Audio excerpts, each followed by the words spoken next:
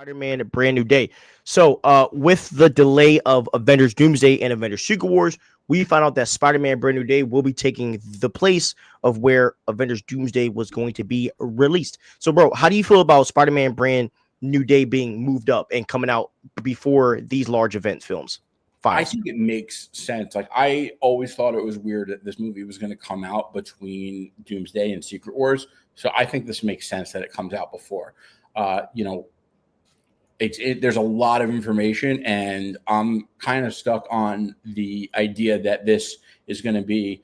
Uh, well, now my thoughts are even evolving more, but they were saying that this is going to be a classical Spider-Man file, and then possibly at the end of the file, they're going to reveal that it was a multiversal movie and it took place on a different Earth in a different universe.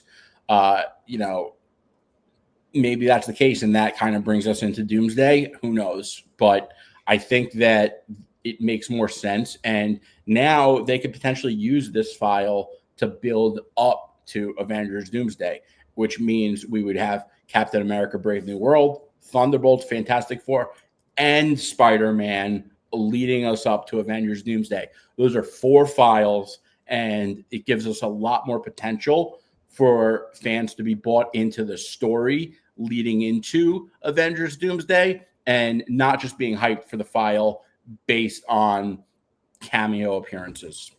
Yeah, I agree. I think that this is the smart move. Number one, it's going to give Destin Cretton, or whatever his name is, but it is going to give him a lot more room to be more creative. Because I do feel like when you're in between movies like those, you're kind of bound to what's going on. So we are going to be able to get probably a I'm not going to say a whole entirely different story, but he's really going to be able to take us into this world that he wants Spider-Man to be in, and I think that's going to be really good from that standpoint. And we just talked about it in our last topic that it also gives Doomsday more leadway, and having a movie like Spider-Man Brand New Day set up this set up Doomsday. I think this is also going to be great. I also think that this is going to be really good for the cast in general.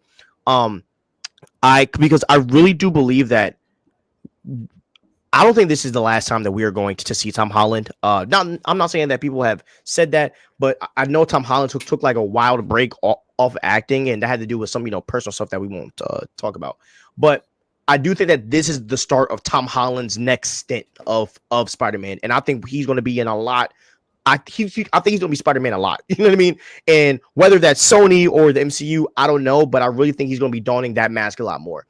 And so I think that having a movie where I hope Spider-Man is just so active and, he's just doing his thing, I think it's going to be fun. And I wanted to also talk about a comment that I saw under your TikTok, where someone said that they hope that he keeps the same suit.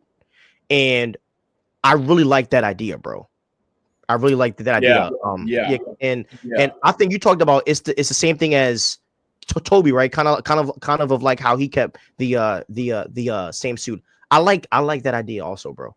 Yeah, I think that idea is a good idea in theory. I mean, it's not just in theory; it's a good idea in general, because then you could really the thing about suits is that you could look at any suit and you could remember when and where the hero is wearing it, and you could have a certain suit that if you keep it for the next Spider-Man trilogy, it could define that trilogy. I think the issue with it that Marvel and Disney might have is that they want to sell toys. And if they want to sell toys, it's easier to sell new toys when you have a new suit and you have multiple suits, because now that kid is going to want 3 Spider-Man action figures instead of one, and so I think it's a good idea. I hope they do it, but I think the guys that are responsible for selling toys might nip that idea in the bud real quick.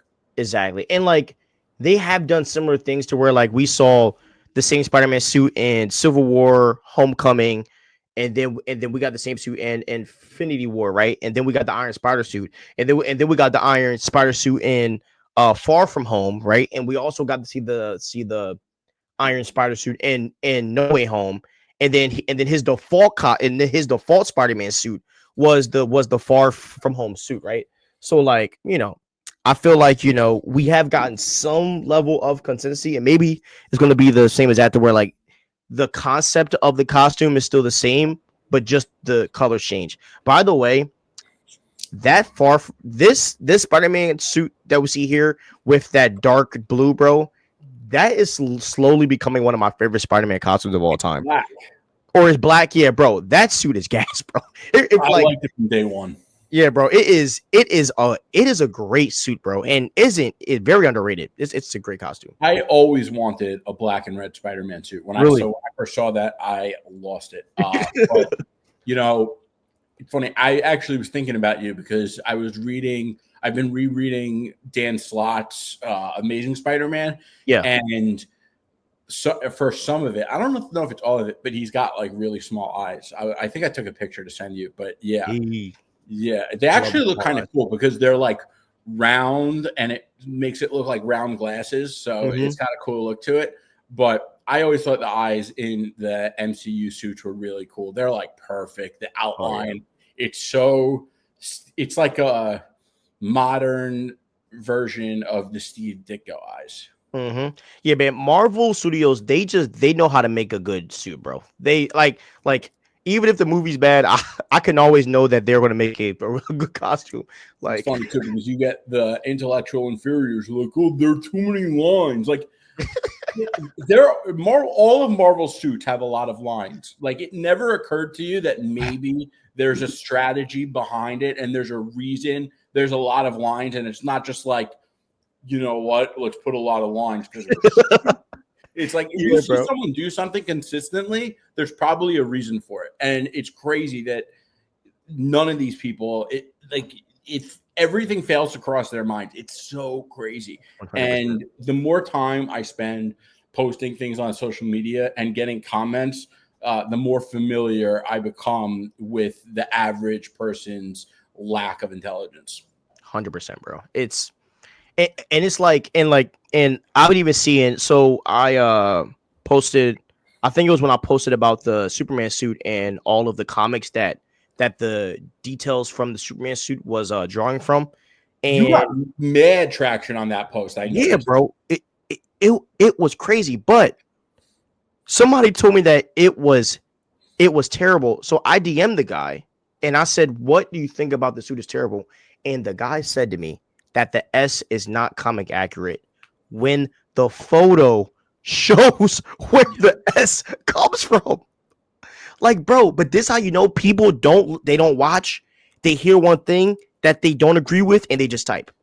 That was a lot of the comments I got on my Silver Server TikTok. It's like you didn't even listen to the video and you're trying to argue with it. It's crazy. Exactly. And like I just can't argue with someone who doesn't watch. Like, you got to give me a chance too, man. It's like, geez. Yeah. It's ridiculous. All right, let's see some comments here.